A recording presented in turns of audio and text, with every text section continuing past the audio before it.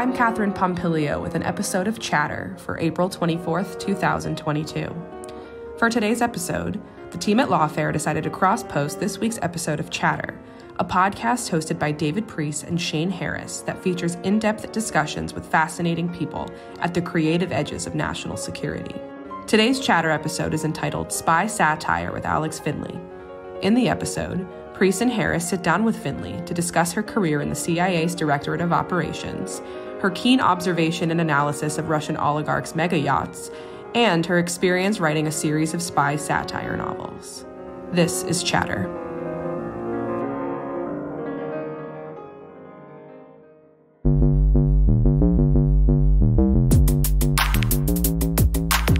Welcome to Chatter. I'm David Priest. This week, author and former CIA officer Alex Finley on spy satire. Alex Finley, welcome to Chatter. Thank you for having me. Hello, we're both here. I didn't know you were crashing. How did you get into this?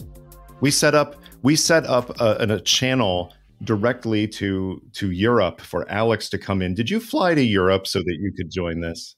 I really wish I were in Barcelona with Alex. How is Barcelona treating you this week, Alex? Barcelona is great. It treats me very nicely every week. Oh, now I remember that's one of my favorite cities in the world. At the beginning of the pandemic, we were talking, and Barcelona is one of those cities, like others in Italy in particular, where people were going out on their porches and singing and doing things communally because they couldn't actually see each other on the street. I assume that's not happening anymore, that you're not having nightly sing-alongs out on the patio. No, but now everybody's out. So it's very lively. They moved a lot of the restaurant stuff and bars. They moved out onto terraces. They allowed a lot more permits to allow more outdoor tables and everything. Mm-hmm. So everybody's just outside all the time. Does life seem normal now? Yeah, life seems pretty normal. We still have masks, but that ends this week. And they'll still have it on mass transport and some other places. But otherwise, after this, you can go in a store without a mask. But up until now, we still have it. And people follow the rules. It's not political. People just this helps stop the disease. Great. We'll do this. Impossible. It's very weird. What a concept. Well, thank you for joining us. We want to talk about several things. But, first, just to lay the foundation for our listeners who somehow aren't familiar with you from Twitter or national television or various outlets where you've published your writing, you worked in the Directorate of Operations. And was it the Directorate of Operations or was it the National Clandestine Service at the time? It was the Directorate of Operations when I joined, and then a week later or something ridiculous, it changed to the National Clandestine Service. And it just recently, in 2000, I don't even know, a couple of years ago, it went back to the DO. So if you saved that old mug, you could just pull it out of the desk drawer and it was useful again. That was an old joke when I was there, that there were all these individual offices, operational offices, analytic offices that had their acronyms, right? And there's only, I'm not going to do the math, but there's only so many permutations of the letters in the English alphabet. And when you have a bureaucracy the size of the agency and the intelligence community more widely, the acronyms will come up again in one fashion or another. And they said, always hold on to your mug, because you may transfer to a new office. It gets renamed. You don't have to get a new mug. That can save you literally dollars. This is true. But now I want to know, do they save the software coding? Because they redid all the coding, right? Everything that had been DO went to NCS and then it went back. So all that coding had to be changed. Well, that sounds like a new novel. Like what could go wrong? It's like Y2K, but boring. Exactly. I'm sure that'll really sell. Were you there when they did the reorg and everything became centers? No, I was gone by that point. Oof. And that's when the acronyms got crazy. Yeah, those acronyms, because they're super long, right? Yeah, they're very long. Like the Europe and Eurasia Mission Center, like the EEMC. No, this is not roll off the tongue. You need a very large mug to fit all of the letters. My understanding is that, in fact, the reorganization or the modernization effort, as it was called, was a direct result of Alex and I leaving the agency. They decided that really, what more can we do with the old structure without these two? So let's just start the whole thing over. That's just what I've heard. I heard the same. Yeah. I think I can confirm. That's two sources. Two sources is corroboration. People familiar with the matter say. Alex, you did operational work. Describe the types of people, the types of job categories, if you will, that are involved. The types of people? Do you really want me to describe No. I don't want personality profiles of the people you worked with, because some of them were not good people. But I do want to know the types of jobs that are involved in operational work, because I think everybody thinks about the case officer, or the operations officer who's out in the field recruiting spies, meeting with assets, things like that. But there are other roles involved to make operational work actually effective and sometimes efficient. So what are those roles, and kind of how did you fit into that picture? I like that you say the sometimes efficient, because sometimes they make it inefficient. Yes. So the case officer, all of these names have changed now that you have the mission centers. But when I was there, a case officer is what most people would think of when they think of a spy at the CIA. That was the person who goes out in the field, recruits sources, collects intelligence, and brings it back in. So sort of when you think of your very typical, what does a spy do? That is a case officer. But there are, of course, lots of people who help to make that happen. So my role was a reports officer. And so I was the bridge sort of between the analysts and the Directorate of Intelligence and the operators in the Directorate of Operations. So I would work with the analysts and with our other customers, as we called them, to say, what are the gaps in intelligence? What requirements do you have? What things do you need to know? And then I would turn back to our case officer side and say, okay, what sources do we have that can answer these questions? Or who do we have that we're developing that might be able to answer these questions? So that was one element of my job. Mm-hmm. Another element of it was a certain amount of validation of the information. Yeah. So when the intelligence is collected and comes in, then I would work with analysts and others to say, okay, is this plausible information? Does it seem right that a source would have access to this information? Does it corroborate anything else that we have already? Or is it totally inexplicable that this person would have access to this information? And so maybe it's not trustworthy information and there's other motivation behind it. I think that's an important point, is there's this mythology, even I think among some generally well-educated about espionage folks, that a source reports something and it goes to the president, right? There's no steps in between. The information comes in, and then you get these inane conversations in the public sphere about high confidence versus medium and low confidence and what that means. But that misses this whole process, right? The whole process by which sources and information are both vetted rigorously to determine, does this source have access to the kinds of things that she says she has access to? Does the information itself check out against other higher quality, more known information? And only through that process do you get to a point where a source may regularly have its information be treated as high confidence information. Yes, exactly. And as you know, coming from the analytical side, there is a difference between raw intelligence and finished intelligence. Mm-hmm. So on our side, we were working in the operational side, we're working with the raw intelligence. This is what you collect out of the field and it comes in.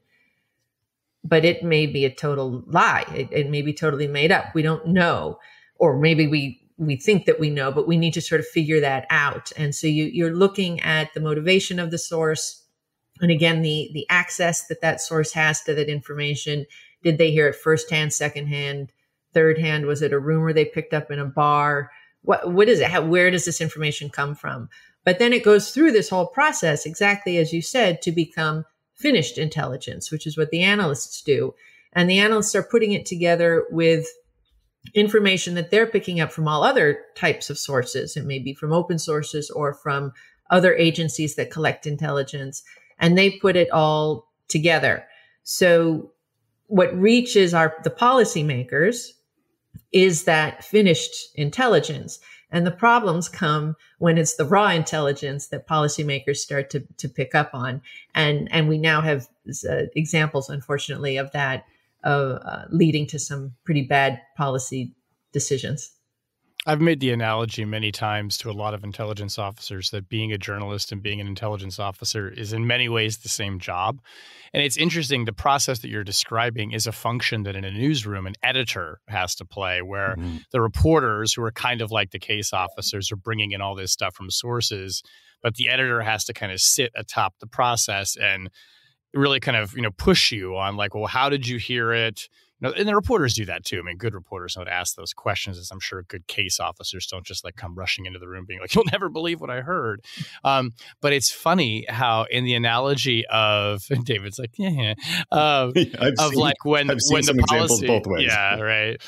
Sometimes reporters really want to believe a story, but like the policymaker wanting to get a hold of raw intel, it's sort of like editors, and particularly senior editors, have this problem too, where sometimes they'll hear your tip and like, and then they're like, "Ooh, you got a tip that said X," and then they're kind of like imagining the story, and you're like, "Whoa, put the brakes on." But all of those levels of people kind of have to be there, not second guessing, but providing that kind of rigor and that strength in the system, so that you're not just like, pulling in hearsay and garbage, right? I mean, it has to be. It has to be a very orderly process. Very, very similar too. An editor, like a policymaker, may decide already. The headline is already written, right? They already have in mind what they want the story to be, and we've had that where policymakers already know what they want the policy to be, and so now it's just, well, let's find the intelligence that fills all of that in and gives me the story that I want. Well, we can, that can be done if you just ignore all of the other information, but you're not getting a full and complete story, and you're not doing empirically. You're doing exactly the backwards, where you're starting with what you want the story to be and you're filling it in, rather than letting the intelligence tell you what the story, is. Right. Precisely. Yeah. Precisely. And I think the reports officer role is both lesser known, but also lesser appreciated in so many ways, because it's one of the few jobs, before the modernization initiative at least, it's one of the few jobs where you had insight into the analytical process and the provision of finished intelligence to policymakers because of the closer connection to analysts than many in the operations jobs. And yet you were intimately involved with the collection of the intelligence and in the field assisting. And having that kind of insight into both worlds, my imagination is telling me that in the modern era of this new reorganization, where analysts and operators are generally working closer together, that the reports officer cadre is probably central to helping that work on a office to office level. Oh, I've actually been wondering that, and I've been wondering if it's actually just the opposite. If the reports officer isn't even needed anymore, because the reports officer was the bridge between the two. Right. And now the reorg brought the two into the same room, into the same offices, and everybody is now considered an intelligence officer. So you don't have a case officer. You don't have these sort of separate things as much anymore. And so now that you have much more, that the analysts have much more access to the operators, I don't know if that role in between exists anymore. I've got this image in my mind now. Maybe we could work on this collectively, of a remake of the movie Office Space.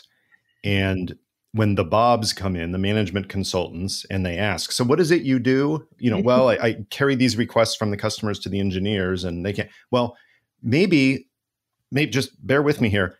Just maybe instead of the Bobs, we have John Brennan. And he puts in the reorganization and the modernization, and he sits down and talks to a reports officer and says, "Look, what is it you say you do? Why can't they just do that directly?" And hilarity ensues. What do you think? So that's actually kind of my first book, but we can get into that later. And it wouldn't be John Brennan sitting down with them; it would be McKinsey. right? So it would be the consultants hired consulting to help. company. It'd be Pete Buttigieg. Yeah. Oh, you know what? If the whole transportation secretary thing isn't working for him, he could go into acting. That would work. Well, he was a McKinsey consultant, wasn't he? Yeah. So I mean, it'd be more method for him, but not as hard as it is for others. So Alex, Gina Haspel was famously started out as a reports officer. So when she became director, were reports officers like one of us? No, because she very much got painted as because she had really moved into operations at that point, right? And had done all kinds of operational things at that point. Yeah. Gotcha. So you're like, not one of us. We don't destroy tapes. I was gone by that point, and I didn't keep up with so many of the reports people. But even when I was there, I was questioning my own role and whether I was superfluous or not, because there really was. When I first came in, that wall between the DI and the DO was still very much in place, because I came in early 2003. So, it was 9/11 and all the events and then Iraq, the things that happened after, that started breaking down that wall, where they said, okay, well, we need to start having more coordination between the two, particularly when it came to the Counterterrorism Center, which was sort of the first place where you started bringing the two groups together.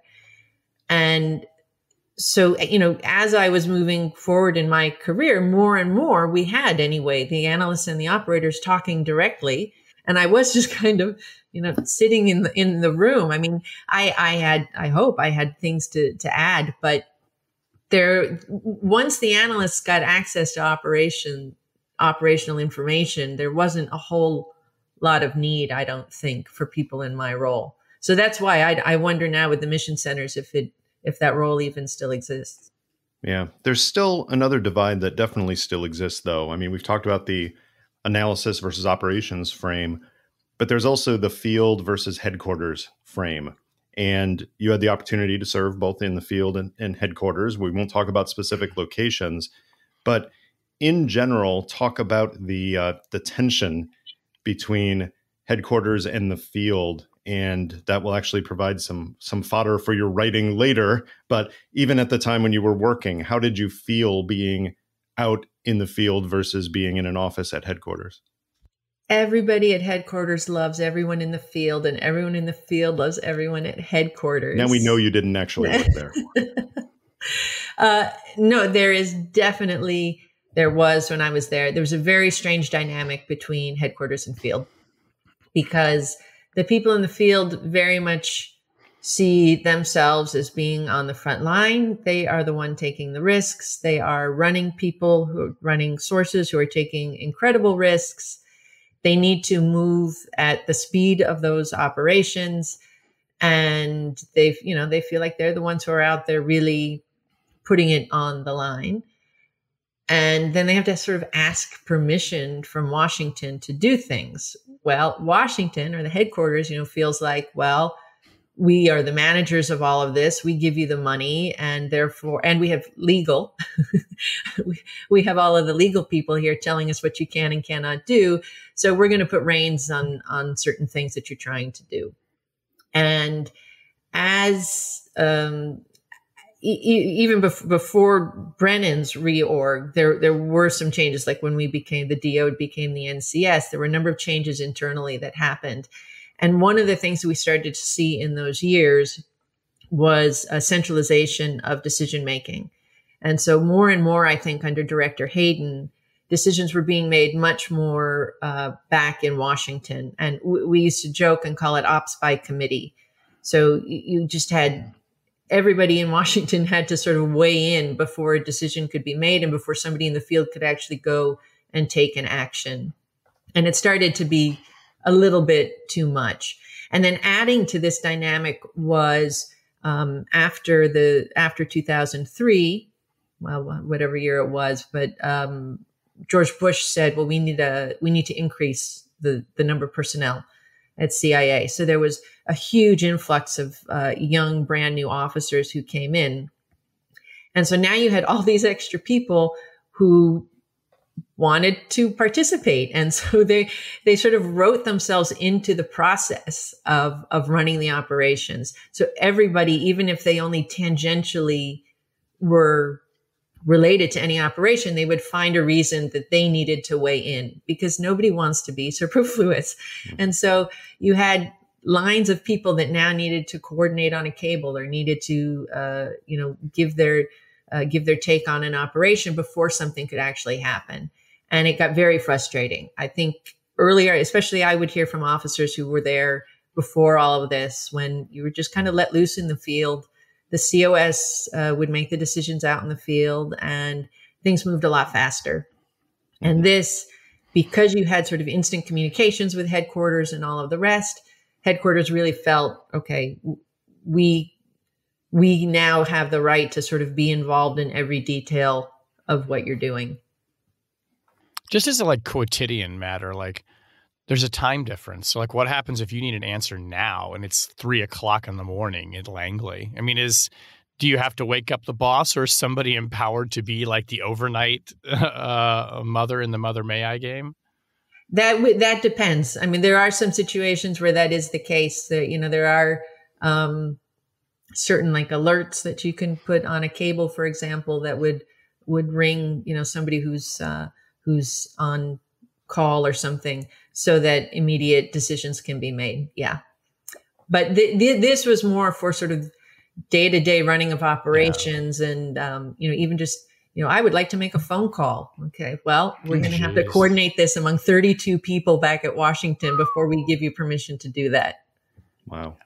Yeah, newsrooms are not like that, thankfully. At least the good ones. Yeah. So, Alex, more recently, you've done something as just private citizen, former government employee, Alex, that is a step that is not typical for a former officer. You see what I did there? Not that was clever. Typical. That was very clever. Yeah. I'm guessing that some of our listeners know you because they've seen you on MSNBC or CNN or somewhere talking about yachts, specifically yachts owned by ridiculously, galactically wealthy Russians. Talk about how you started watching big boats and how that turned into something that has made you somewhat of an expert on a rather esoteric topic. My weird obsession with yachts. So this is it. It's actually not a weird obsession with yachts. This isn't like my holidays were spent yacht watching. So I had been researching, okay, let me go even farther back. I had covered the Russia investigation into election interference in the United States.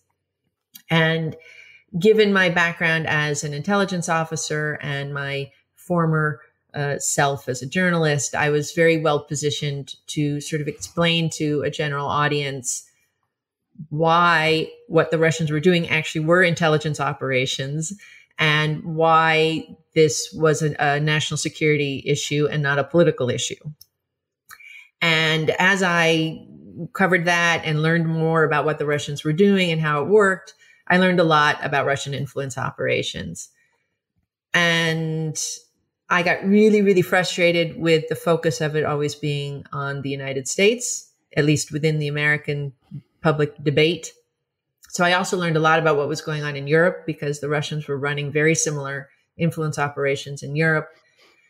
And through all of this, you, of course, come across the oligarchs. And so I started learning a lot about the role of the oligarchs in supporting Putin and their role helping in his destabilization efforts. And of course, then if you're going to look at oligarchs, now you have to look at yachts, because if you're an oligarch, you have to have a yacht, because they are very status conscious, and all of the oligarchs have yachts. On top of that, I live in Barcelona, which has one of the biggest shipyards in Europe and is made expressly to attract these mega yachts. So I mean, one of the first times I arrived in Barcelona, I went down to the port and I said, wow, that's a lot of rubles. So it was very clear from the very early on, there were tons of Russian boats down there. There are others too, but there were a lot of Russian ones.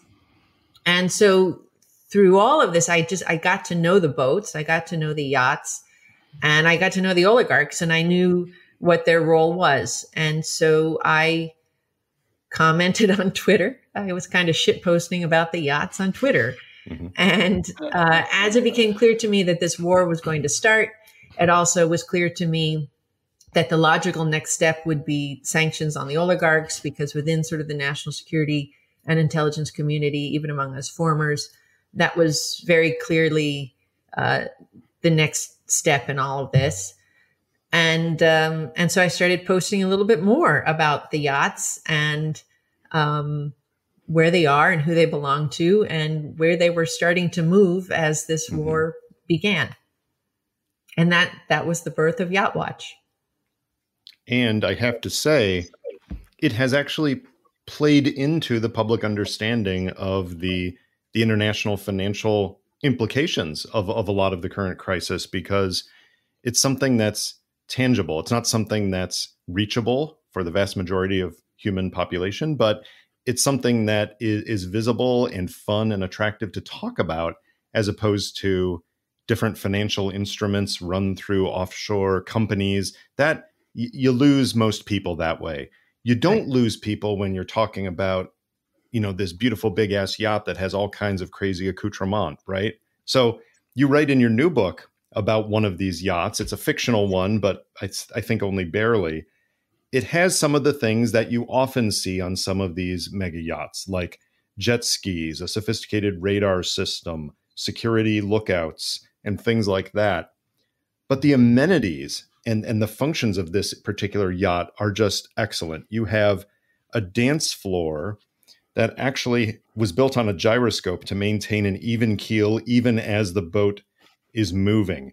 You have berries flown in from the one valley in the Chilean Patagonian mountains that are there to provide for guests. A steam room infused with incense, derived from a rare orchid found on a single mountain peak in Nepal that blooms only 2 days a year.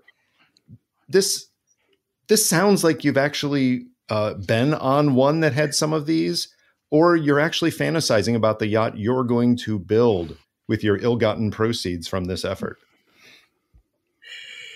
Like I said, I did quite a bit of research on these, and these guys live. It's insanely extravagant, right? Mm-hmm. And like you said, for me, that's why the yachts are so interesting, is because it is this visualization, something we can actually grasp and understand.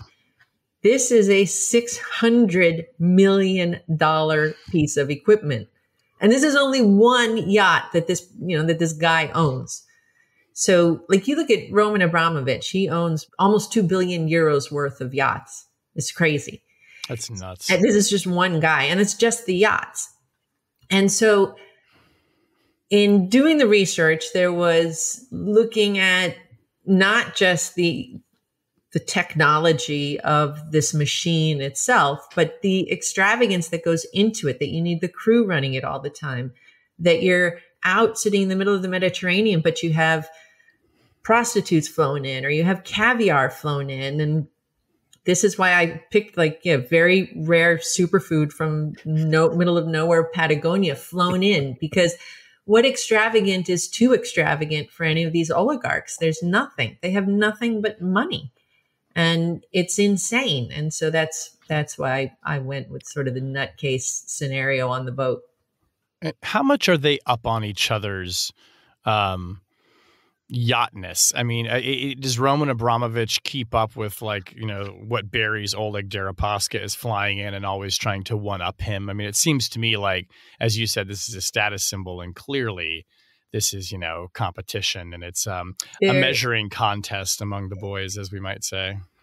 Yes. And I allude to that in my book. So I won't, should I say the name of the yacht? Do it. Go ahead. The name of the yacht in the book is Mine's Bigger. Yes. These are definitely status symbols between them, and there's competition between them. And Abramovich wanted the longest yacht, and then somebody else built a yacht that was bigger, so he built another yacht. And now the U.S. government has many of these yachts, not the owners of them, but at least the temporary stewards. A little bit, but we may be paying the upkeep on these. This is what I was going to ask you. Right. So that's the problem, is these yachts are not detained. They're not seized. Excuse me. They're It's frozen. There's not forfeiture. So it's just like a bank account. It's frozen. We do not have the right to touch it, to use it for anything else, but they don't either. But you have to guarantee that a frozen asset is given back. In the case that you have to give it back, that it hasn't lost any value. Because then if they're found not guilty in whatever criminal proceeding we may ever successfully bring against them, if they're found not guilty in that criminal proceeding and they get access once again to their assets, if it has lost value, they can then countersue the government to say, well, my assets lost value because of your actions. So you got to kind of like keep it up. This is it. And keeping up a $600 million yacht is very different than even, $120 million villa in the south of France. That's its own, that has its own challenges, but a yacht is particularly challenging because it's so high tech. You have so few people who know how to take care of it. And it's sitting in corrosive salt water. These yachts, so a typical sort of statistic about it is that generally a yacht will cost you 10% of its value per year. So a $600 million yacht will cost 10% of that. So $60 million per year just in maintenance. And that doesn't include running it, right? Wow. So that doesn't include, getting filling it up with gas. That just alone, you're looking at like $1 million just to fill some of these things up. That doesn't include just turning on the engine. How much does it even, that's another $60,000 just to turn the engine on. So these things, it's tons and tons of money.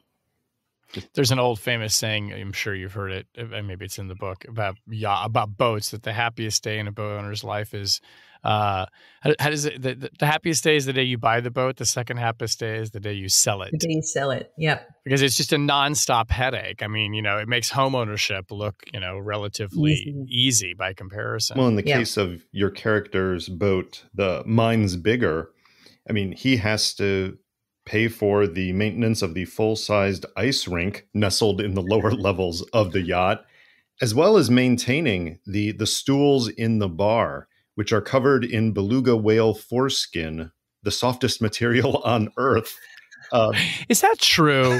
Is that really the softest material? Did you fact check that? So I love the detail. There is actually, years ago, I read an article, I think in Vanity Fair, about an Aristotle Onassis yacht. Oh my God. And in Onassis's yacht, yes, in the bar, the stools were covered in whale foreskin. I added the detail here that they were beluga whales just because beluga has a whole bunch of story. It needs more specificity. Yes. But yes, so that is rooted in reality. Why go for shagreen when you could have beluga whale foreskin? Well, tell us we're talking here about this boat in this book, but we haven't really referred to it yet. Your second career is not yacht watching, although I suppose you do have a goal to one day get on one of these boats with one of the Russian oligarchs and play a game of Yahtzee. But your second career really is as satire writer. And you started with Victor in the Rubble, a brilliant satire of CIA operations, of bureaucracy in general. So tell us, who is Victor Caro and why do the books center on him?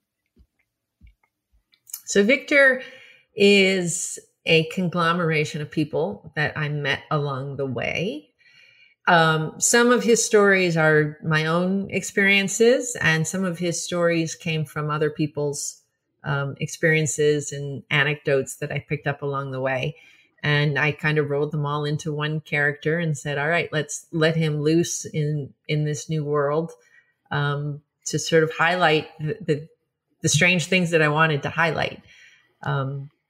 The first one, like you said, was to highlight the bureaucracy and the absurdity of the war on terror. And I've said a gazillion times before, but so for me, Victor in the Rubble was very much a catharsis, dealing with what my role was in the war on terror, and dealing with what I saw so many people around me going through, and sort of how, I mean, I think, we're still seeing now, people were sort of torn apart by this war in more ways than we've even come to terms with even now, and the absurdity of it. And so my way of dealing with all of that was to write that book. And what I found after I published it, because publishing it was a total leap of faith, I had no author platform. I was not known. I was doing this sort of out of nowhere. And I got really good reception. And I got a lot of people coming to me and saying, okay, you captured it. You captured what I went through. And thank you for writing this and doing it in a way that we can laugh at, because it's something that's so serious and has really harmed people in so many ways. But you found a way that we can laugh at this and to help us maybe, heal and move on. And I said, wow, that's pretty fantastic.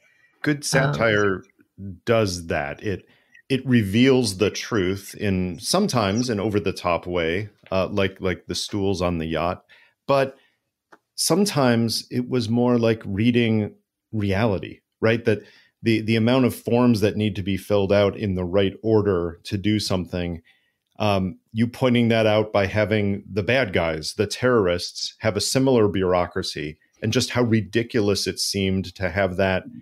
And then you shook your head and said, but why isn't it ridiculous for us then? And it raises some real truths about the way that any, I think, business operation works, but especially something like the intelligence community that sometimes needs rapid action, but yet needs some layer of oversight and accountability. And when those clash, that's a great place for humor.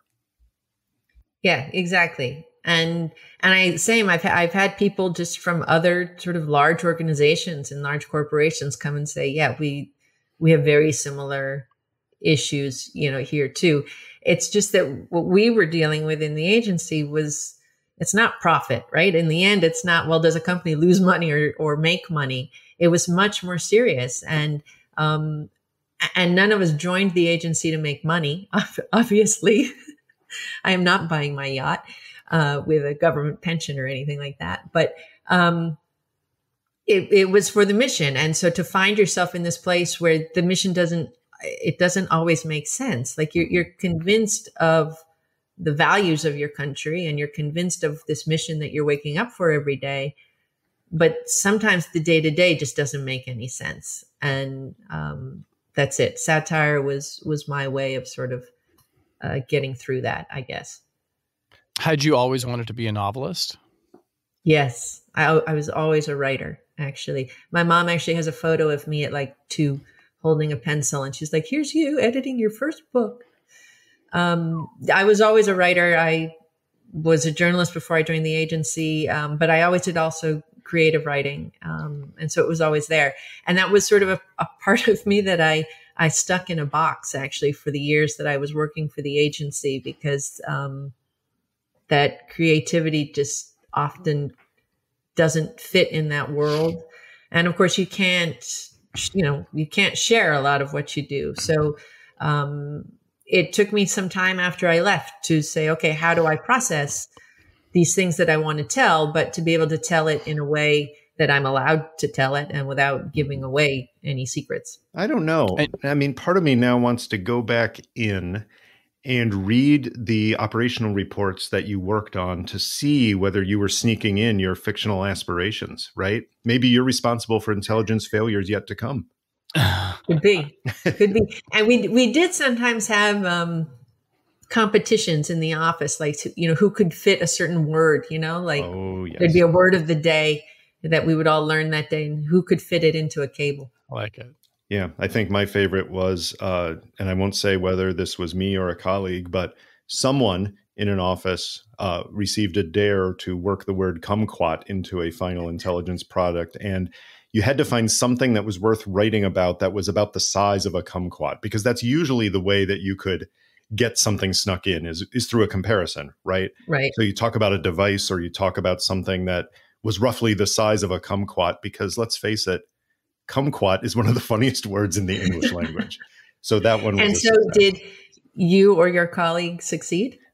Success was had. I will put it in the passive voice. Okay. Very rarely was success not had, because the managers reviewing products were often first of all, so focused on the substance and the structure of the piece that, precise words sometimes wouldn't get the scrutiny in that sense.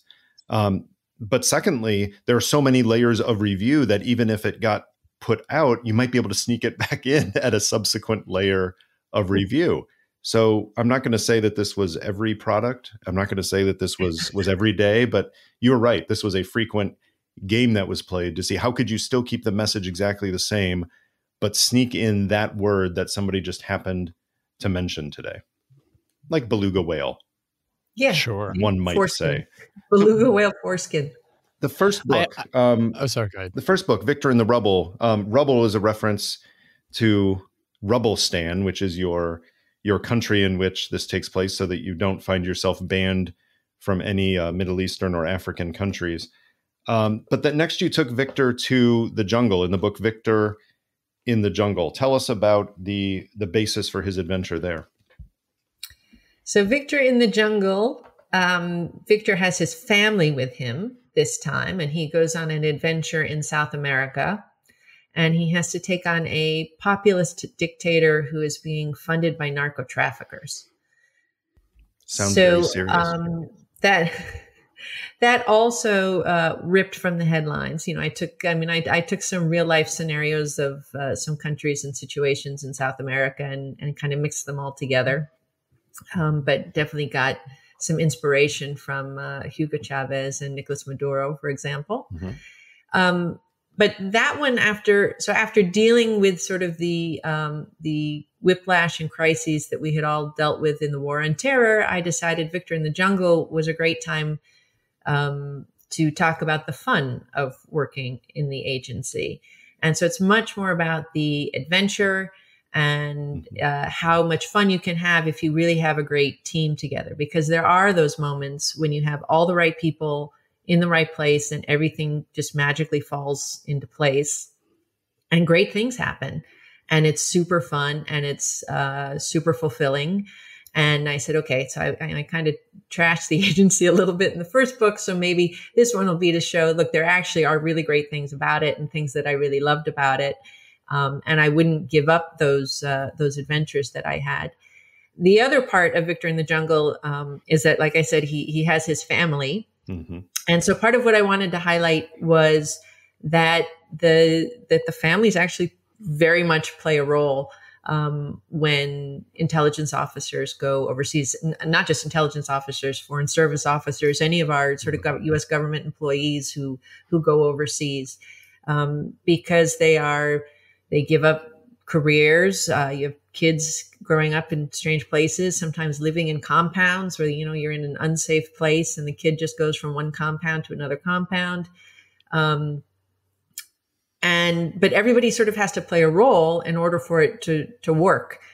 And so in Victor in the Jungle, in fact, Victor's wife, Vanessa, ends up playing a very integral role in the entire mission. And then everybody has fun because it's just an adventure and it's super fun.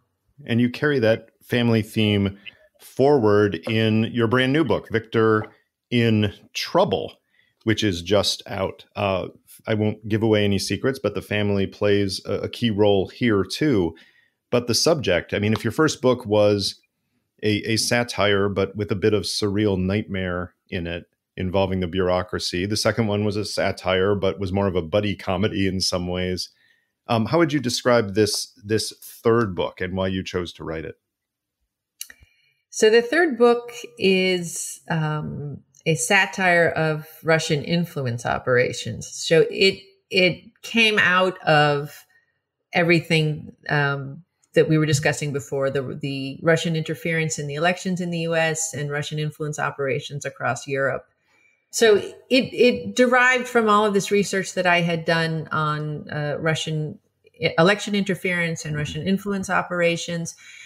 And part of what I wanted to show was, again, that it wasn't just happening in the United States. And so I wanted to take the politics out of the conversation, and I wanted to highlight the national security side of it, but of course in a fun and engaging way, because it sounds so boring even when I just phrase it that way. So it takes place in Europe. But one of the real challenges in it was that we were living in such an absurd time, right? The Trump years, and looking at what Russia was doing, everything was absurd, and things are still absurd, right? We're in this post-factual world.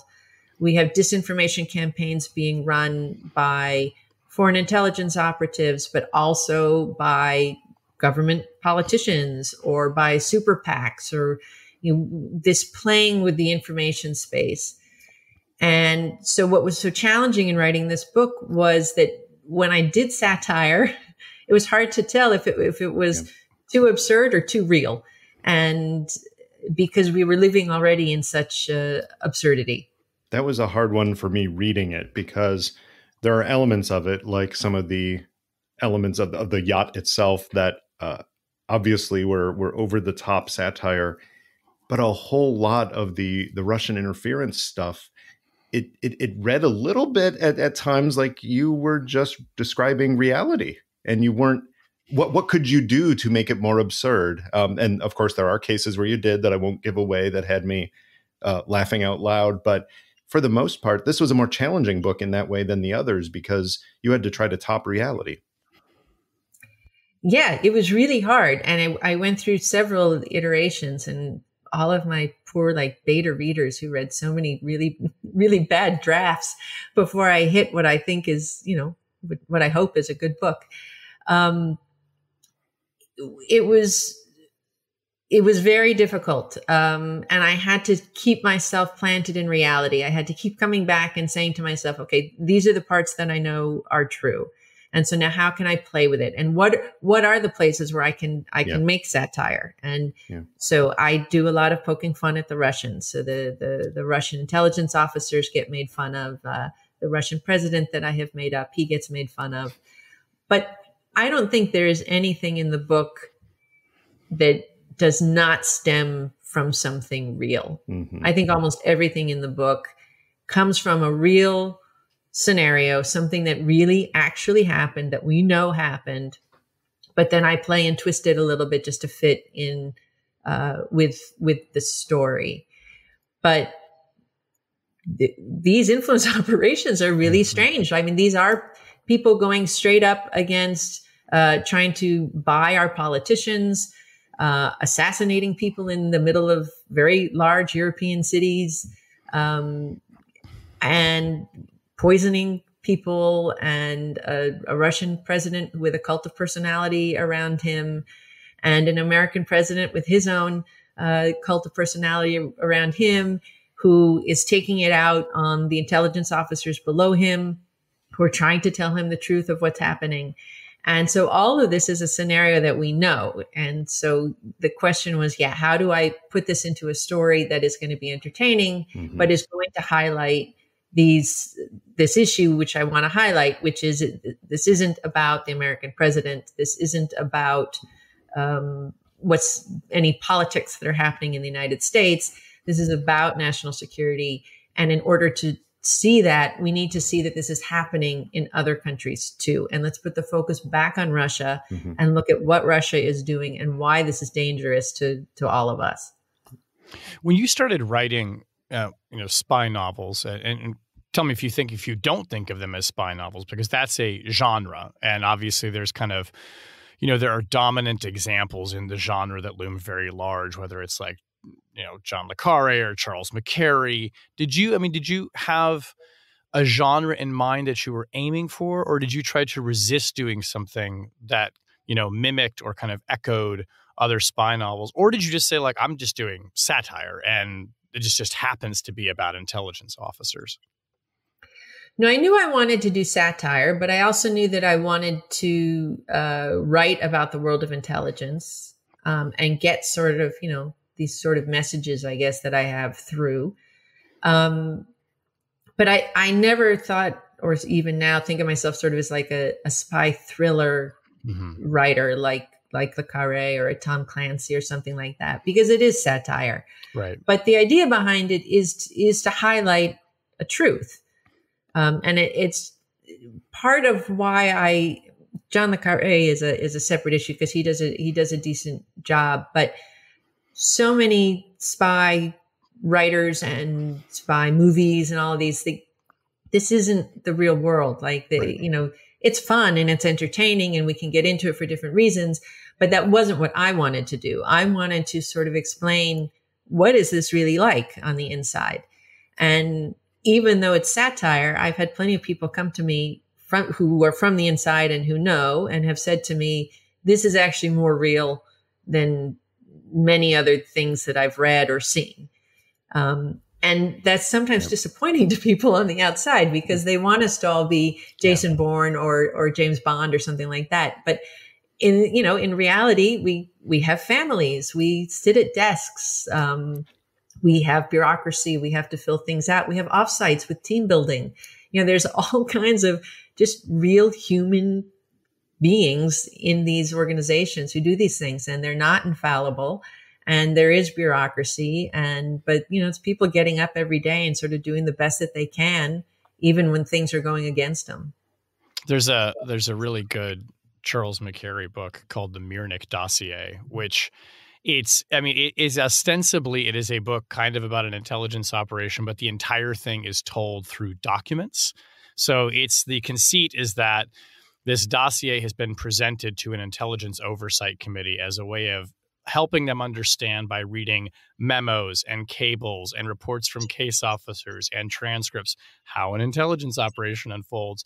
And it kind of has an element of intrigue, but it's very slow, it's very methodical, and it's just told through all these forms. And I think it's so interesting that, when writers like you try to get inside like the world that it's really like, the thing that people come away with is like, my God, it's a corporation, right? It is just layer after layer after layer after layer after person.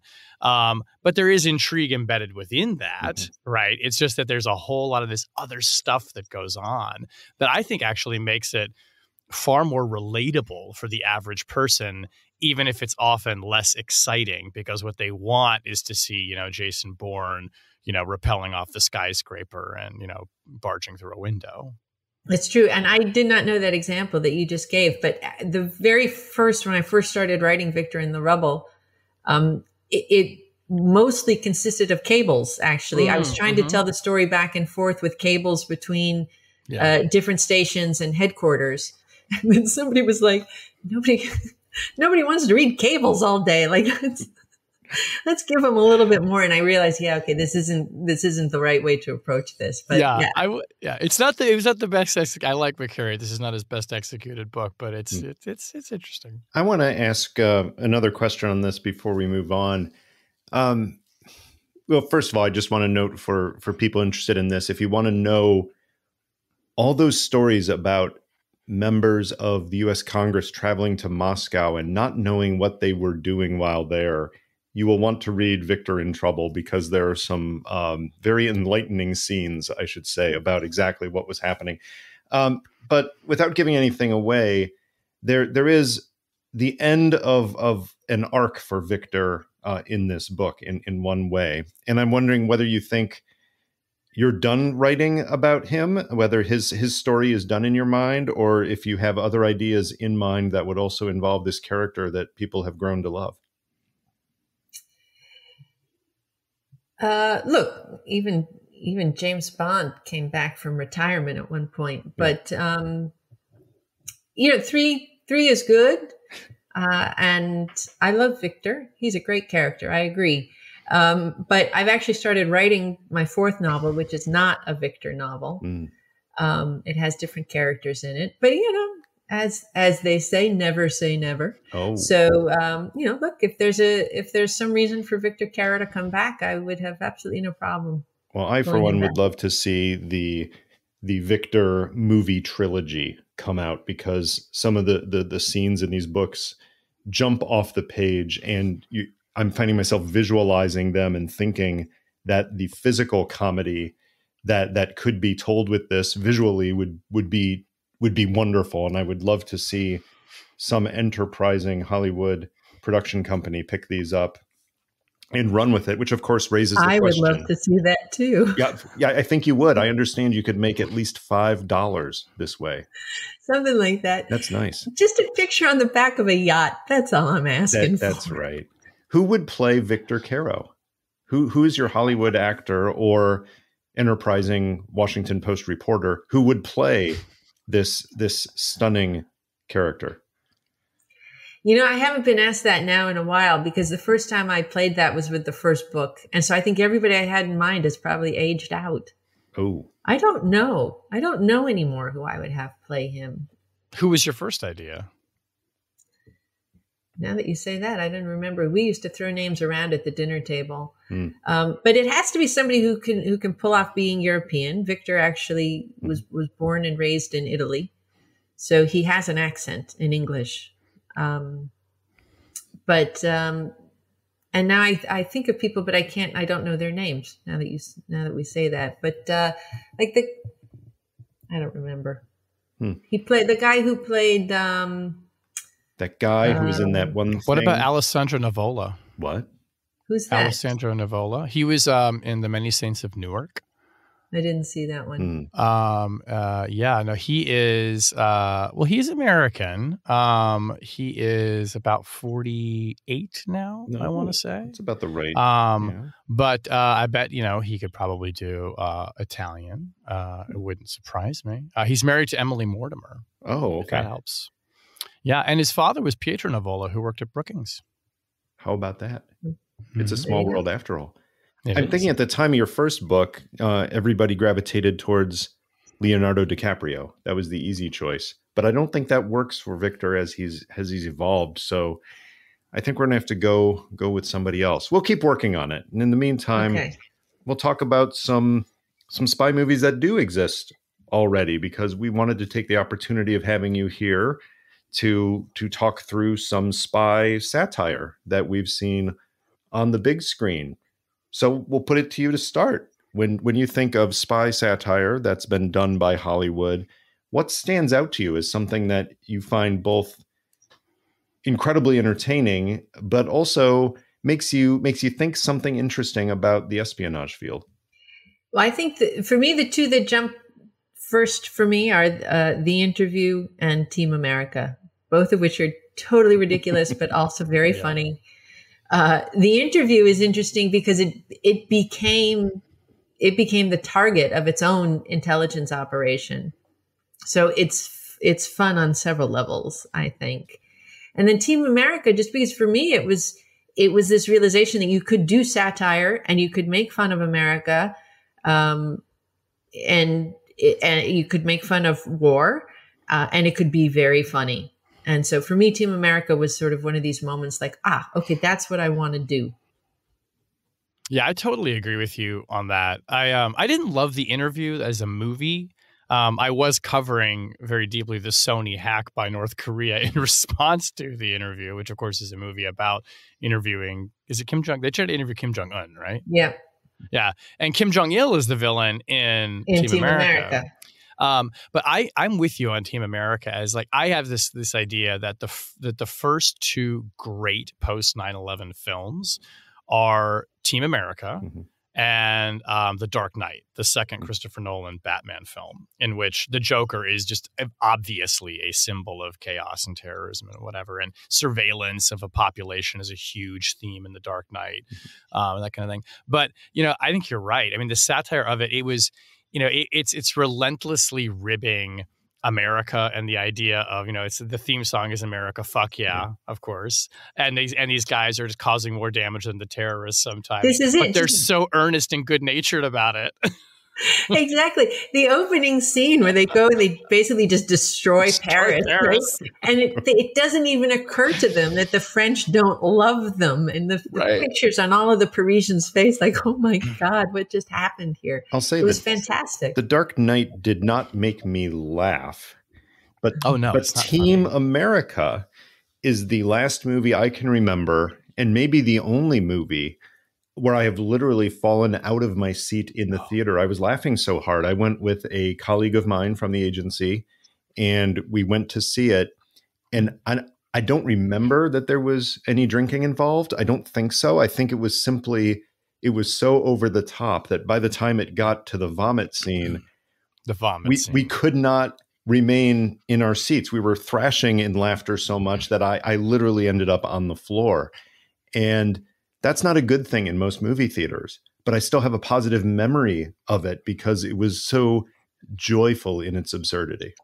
There's I think that there is a director's cut version. Well, there are two versions of Team America. One is that has everything that's in the film, but the other one is the one that also includes the sex scene. Yes. Do you guys know about? I mean, yes. And like, this is not quite a family podcast, but it's not that kind of podcast, so we don't have to go all the way there. But it is just like one of the things I love about Trey Parker and Matt Stone's humor is it just doesn't stop. Mm-hmm. So the sex scene goes from silly to ridiculous to graphic to revolting. And you're just like, where else are they going to go? And there's just something about... Every time they reach every time you think you're at the end, they're like, no, we're going to push it further. We're going to go one more. They're going to keep going. There's another story I heard about that movie, and I don't know if this is true, but whatever, we'll pretend it's true. That when they could, isn't it like the puppets are they were trying to do basically a send up. Was it Thunderbirds? Is the old '70s show that had puppets that were like military spy intrigue? There's an old puppet show from the '70s that wasn't satire, and that was one of their inspirations. And the story I heard is when they got the puppets back, they were so realistic that they were creepy. Ooh. And so they had the puppet makers remake them to be like a little less human. Like it was in that uncanny valley point where it's like, oh, this is too weird.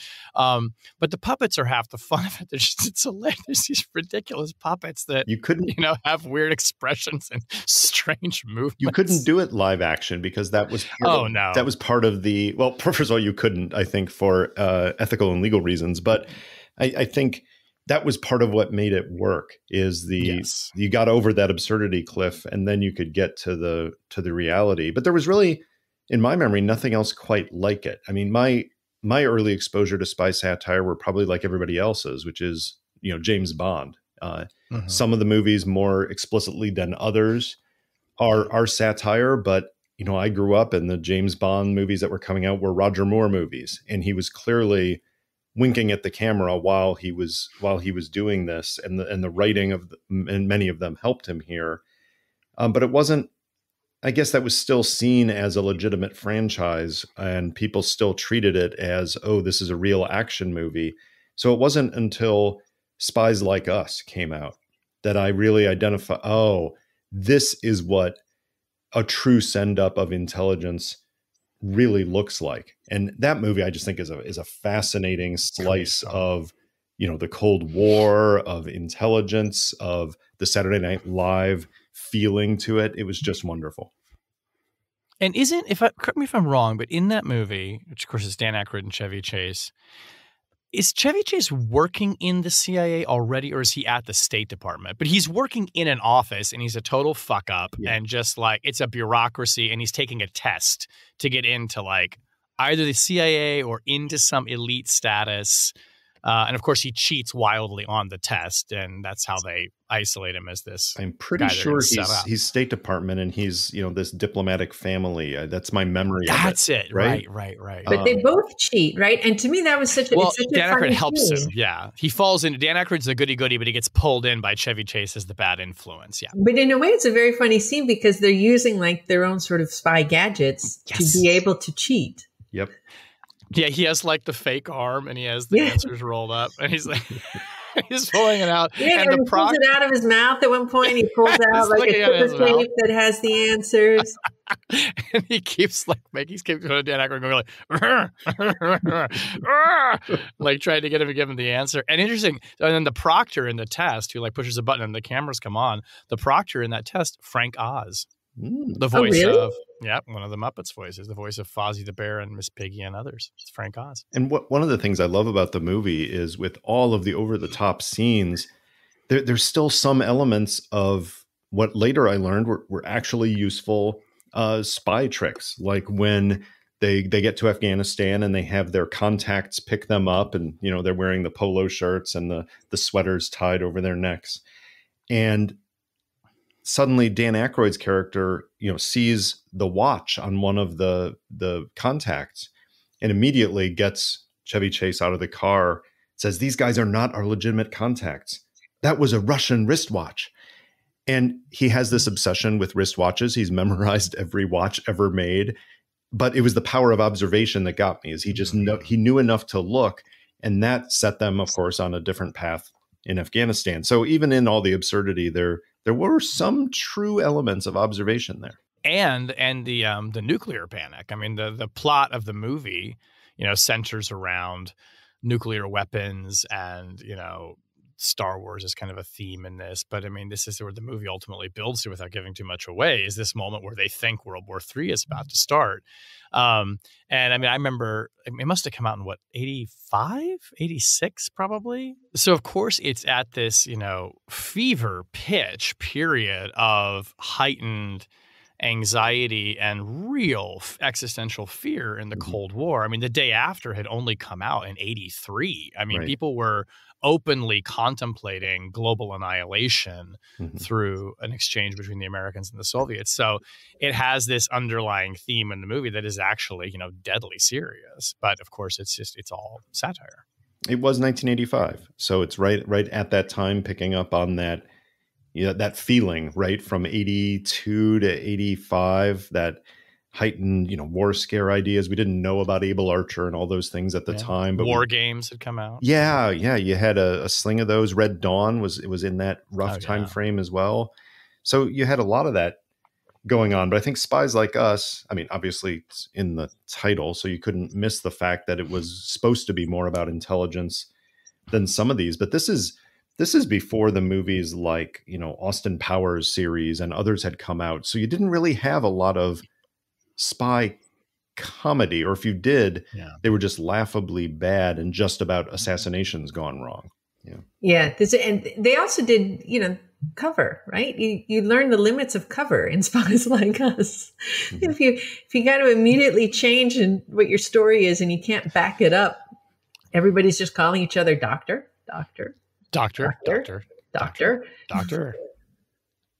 That actually has one of my favorite lines from a film, which I still quote, which is, that they're dropped into, it's when they're dropped into Afghanistan, right? And they're posing as like a Doctors Without Borders kind of team, basically. And they have to do an appendectomy on this tribal chief. And so they're pushed into this like operating theater in a tent, and they clearly have no idea what the fuck they're doing. But they have to maintain the cover. And at one point, they're in the surgical masks, and like Dan Aykroyd has the scalpel, and he's about ready to cut into the guy's chest. And the actual doctor goes, "Isn't that a bit high for an appendectomy?" And he's like, "Do you want to do the surgery? Would you like to do it? Fine. Why don't you come in here and you do the surgery?" And he looks at him and goes, "I was measuring for skeletal girth. We mock what we don't understand." Have you used that line since in other situations? We mock what we don't understand. Yeah, that's a good line with your editor. So good. Yeah, exactly. It gets me out of a lot of scrapes. What about, there was a movie that came out quite a few years later. I remember thinking, this may be the best movie I'm ever going to see, because it had all of the perfect ingredients for the tastiest stew one would ever eat. It had the Coen brothers. It had George Clooney. It had Brad Pitt. It had Frances McDormand. It had John Malkovich. It had J.K. Simmons and Richard Jenkins. It had just the perfect cast with the perfect team behind it. And I left it disappointed. This is the movie Burn After Reading. What did you think of that one? I also was disappointed. Same. It had such a buildup because you had so many good people involved. And as a movie, it doesn't work. There are individual parts of it that I think are fantastic. So like Brad Pitt, like, "We found your secret shit." Yeah. And he's doing his little dance thing, and they're thinking, how can we make money from finding your secret shit? And then like Malkovich, who's sort of this hoity-toity analyst, like, "I'm writing my memoirs." He uses very erudite words and all of this. So there's some things in it that are absolutely fantastic. And then the closing scene of it, where J.K. Simmons is like, well, what did we learn here? And we realize nobody has learned anything in any of this, and it all just sort of gets packed away. There's a few key moments in it that are fantastic, but I agree with David. Like overall, as a whole, not a great film. Didn't live up to its potential. Shane, what did you think? I don't think it was a great film either, as evidenced by the fact that I can remember very little about it. Other than I think that maybe I had a feeling that it was trying really hard to be a satire and to be parody and to kind of send up lots of tropes. And it just kind of like, I mean, you're making me think it's a different kind of movie, but the movie that works much more, that also had a big cast and was this big kind of, production. It wasn't really a spy movie, but was Wag the Dog. Right. That to me, that was like, this is much more of like a satire that works and is more memorable. Obviously different plot and everything, but I don't remember. Burn After Reading, I'm just kind of like, meh. Yeah, it felt to me like it was one of those cases where the whole was much less than the sum of its parts. And I can't figure out how that happened because of all the talent in it. Maybe it's the story, maybe because literally nothing was at stake. So it didn't really it didn't capture me that much. But there was one bit of trivia with it that I remember, and I can't remember if it was IMDb or Wikipedia, but it was some prominent web source that when the movie came out, it stated, without sourcing, it just stated it as fact, that this movie was based on the 2005 book by former CIA Director Stansfield Turner called Burn Before Reading, which was not Turner's memoir. He had written that years before, but he wrote this other book, Burn Before Reading, which was essentially a brief history of presidents and intelligence. What challenges did each president face involving the use of secret intelligence? And it was fine. It wasn't particularly memorable by itself, but some jackass saw that a movie was coming out called Burn After Reading, and somehow saw a CIA director had written a book with 2 out of the same 3 words and stated as a fact that this was based on that, when in fact there's nothing in common between these books. I don't know if that's still out there on the interwebs, but it was at the time, and it drove me nuts. That's funny, because when the movie first came out, I remember thinking it was called Burn Before Reading. And I thought that was part of the satire. That's a title. Right. Yeah. I thought that was part of the satire because, of course, if you burn it before reading, then you don't. You're onto something there. Yeah. It's a much better. Yeah, in fact, if you would have told me that Stansfield Turner wrote a satire book called Burn Before Reading, and that would sound plausible. Right. The one takeaway I have from it is J.K. Simmons. And this points to a theme on a lot of the spy satire movies, is almost always, to me, it is I'll say character actor, but it's the actor who plays the CIA supervisor, right? It's the person who is representing the bureaucratic banality of it all, who steals it.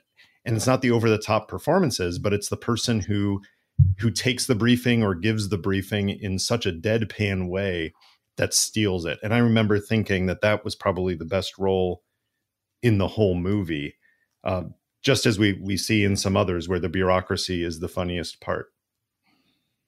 Yeah, he is fantastic. I mean, as an actor, and one of those rare character actors who can be a leading man and carry a movie, and for which he won an Oscar for Whiplash, I think.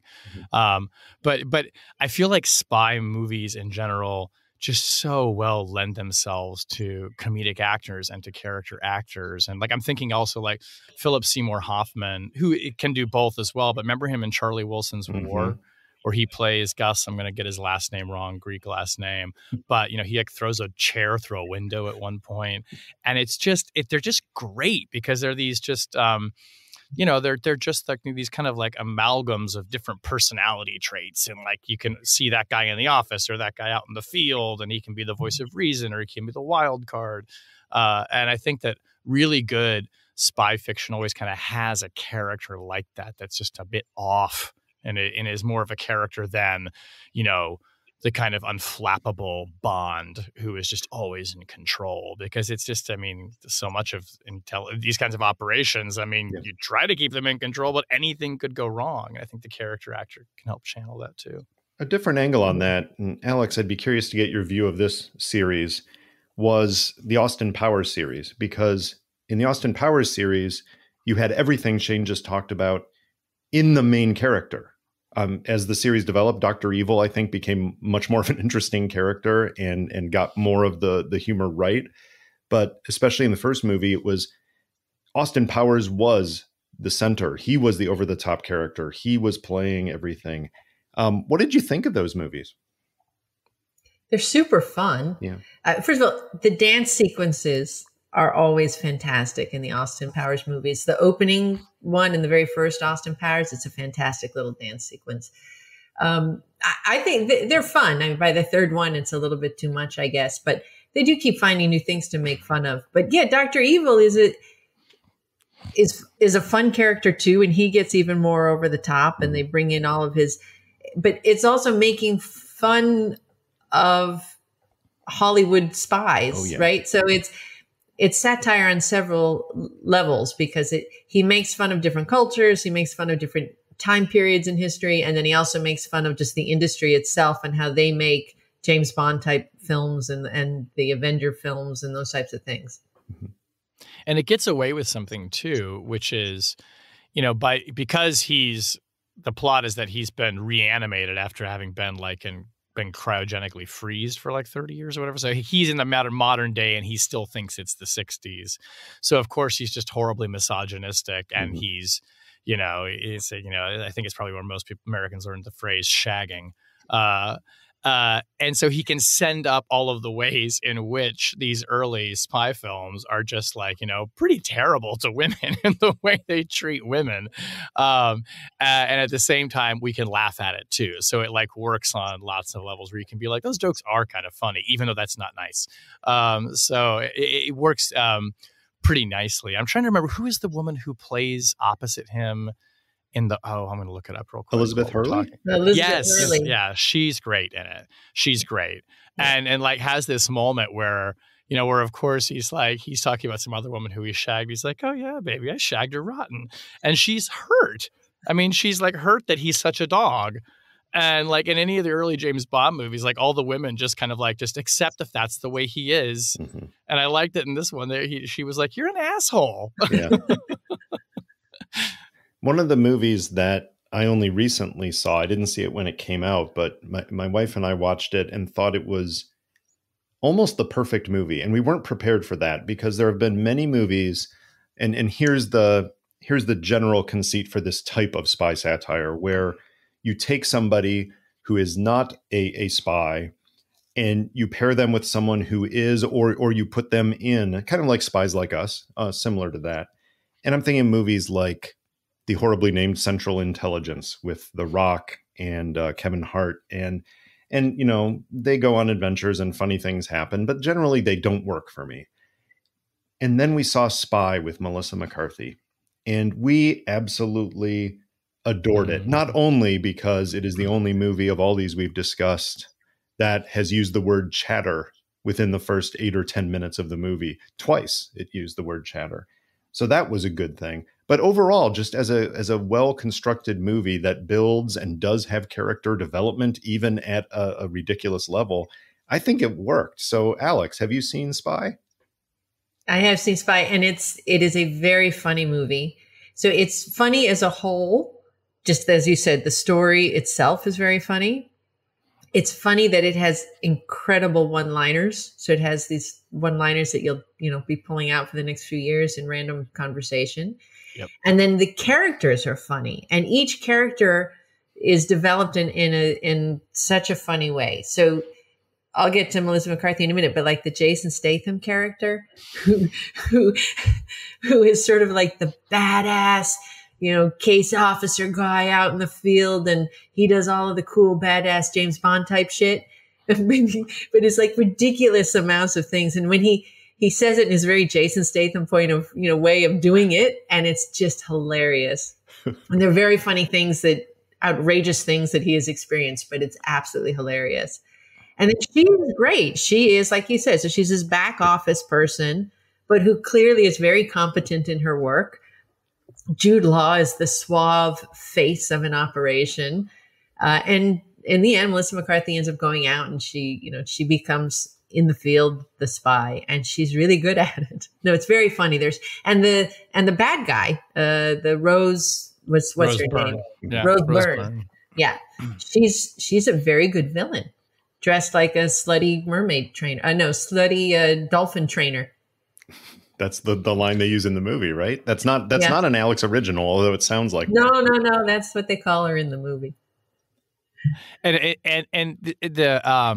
So the director of this too, Paul Feig, who did, I want to say, did Paul Feig do Bridesmaids? He did do Bridesmaids, right? Yeah. Like Spy kind of comes out in this period too, where there's this, Bridesmaids kind of being like this, the starting point for it, of this just incredible run of women-driven comedies starring like Kristen Wiig and Rose Byrne and Melissa McCarthy and a lot of like SNL talent and everything. And I liked that what Spy did was it flipped around the genre by making women the protagonists. Absolutely. And it was kind of effortless. Like you don't watch this movie and think like, oh, how novel. They're making a commentary by having women in the main roles, because Melissa McCarthy's character is just so believable, like as this fish out of water.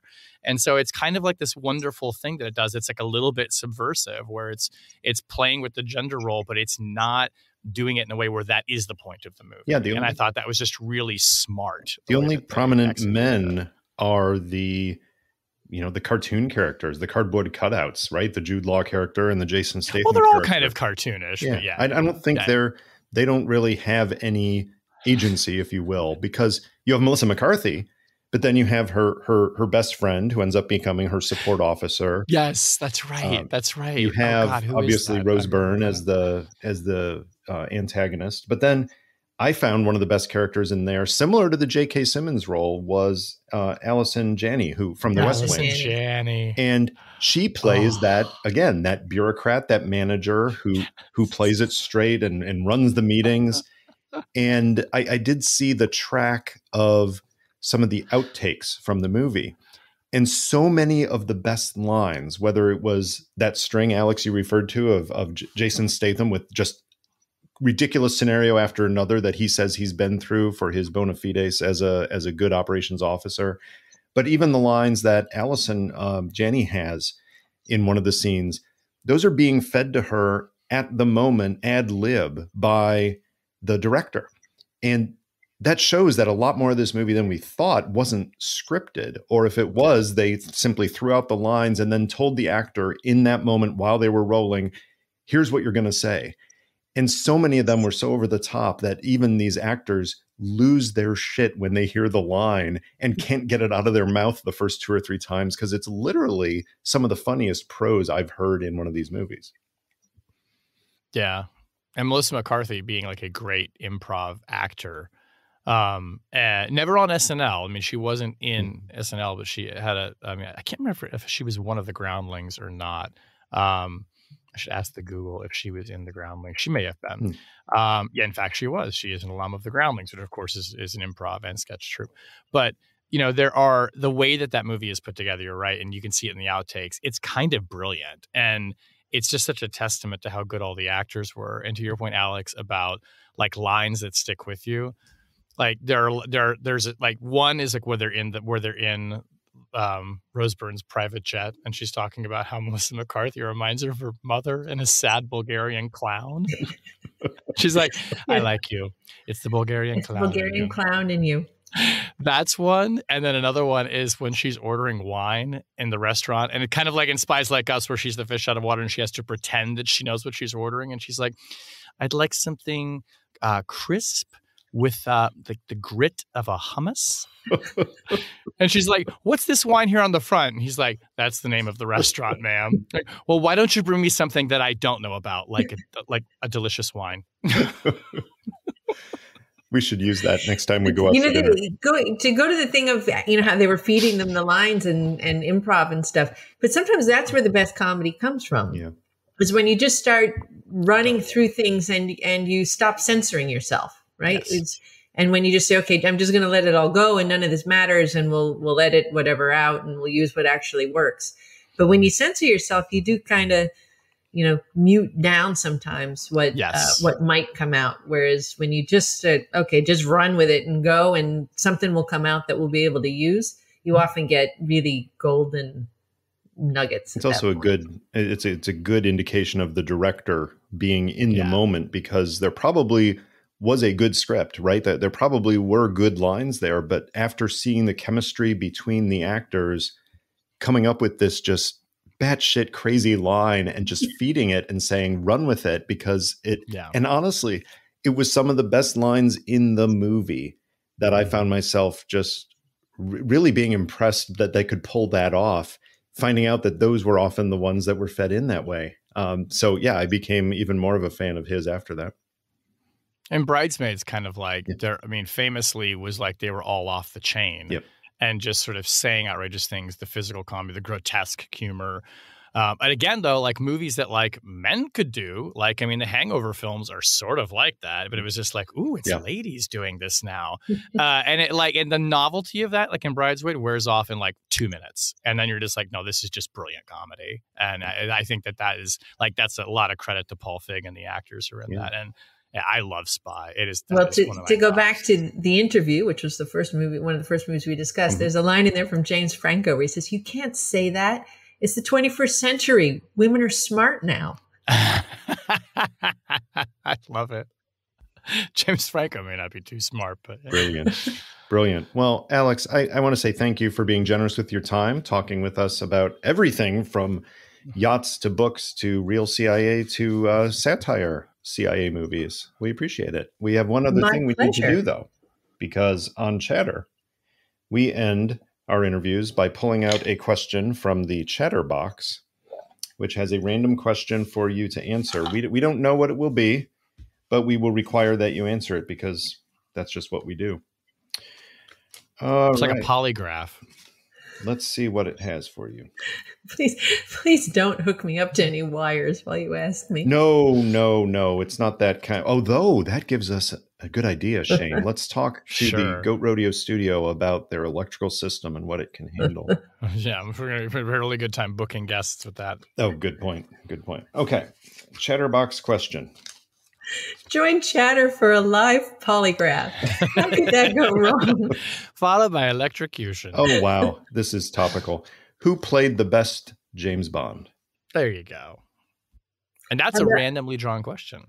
No, I'll go with Roger Moore. That's because that's who I grew up with. Oh, that's it. Those are the movies that I know the best, are the Roger Moore movies. It's funny. I also feel the same, that I know them best, but that's, I think, why he's not my favorite, is because I saw those and they were entertaining. Especially A View to a Kill was one that just stuck with me. Maybe it was Christopher Walken more than Roger Moore. But when I watched the original Sean Connery's, the Goldfinger, the Dr. No, I thought, now that's what it's supposed to be. And it always felt that way for me. And everybody else, no matter how good an actor they are, I'm always, somewhere in the recesses of my mind, always comparing them to Sean Connery in those first 3 or 4 movies. It's not fair. So do you now feel Sean Connery is your favorite? I think I have to say yes. Yeah. Very curious about the next casting, because there are some opportunities to do something really interesting. Like, I think Richard Madden would be a fantastic James Bond, Rob Stark from Game of Thrones. And he was in the Eternals. And I just think he has the air to do it without bringing baggage with him, like some of the other actors, like a Henry Cavill, who would come in but has so much. I mean, the guy's played, Superman already. Come on. So I think it'll be interesting to see the direction they choose to go, and whether they choose to change James Bond by doing it, because James Bond has a particular character in history that involves him not evolving with the times. That's supposed to be part of the point. And if they change the character enough to get a very different actor in there, I think you kind of lose some of what makes Bond Bond. Where do you guys stand on the whole question of whether they should make Bond a woman, which has come up? And they flirt with the idea a little bit in the new Bond movie, which I think the new Bond movie is a mess. But they introduce a new 00, and it's a woman. Right. But it's clear that's not 007, but like... Well, she is, though, right? She is 007 for a Oh, that's right, because she inherits the number. Yeah. I'm perfectly fine with a female 00 agent. And I think you could have a great series that does that. But that's not James Bond. That's not James Bond. They should branch off and give her own. This is one issue, actually, that I've had. That Hollywood went through this period of like, well, now we'll make women in charge. But instead of giving them their own movies, they just remade old movies with women. So they did Ocean's 8. They did the new Ghostbusters with a women, female cast. But do Bridesmaids, do Spy, like just totally agree. Write new things for them. It doesn't have to be rehashing old stuff. Right. You lose both what made James Bond, I mean, even more so in the novels and in the movies, not a pleasant character, right? He was not a role model in so many ways. You lose that when you're trying to change it in that way, but you also honestly restrict the actor. You cast a woman to play James Bond, and you're right. You don't give them the opportunity to create their whole new arc. There's so much baggage that comes with it. So I would love to see a new 00 series that would be about different agents, maybe different time frames. Maybe you do give Idris Elba a 00 role, but it's not 007. And you still have the somewhat colonial heritage, somewhat racist heritage of James Bond. And you could actually play with that in today's era and do a lot more with the burden of that cultural history in the United Kingdom. And I just would hate to see them lose that by doing it in a very different way. As long as the Broccoli family is making that kind of money, I think 007 is going to be around. I think he's safe. I like Richard Madden, too, and he played a secret agent-ish in Bodyguard. Mm-hmm. Very good series. It would be nice. Alex, thanks again, and I hope everybody finds Victor in Trouble, your latest satire novel, and enjoys laughing out loud when they read it. Thank you. Thanks for having me on. Bye. This is fun.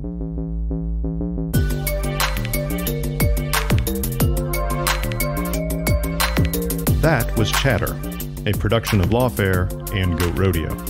Please subscribe to the podcast and find us on Twitter at ThatWasChatter.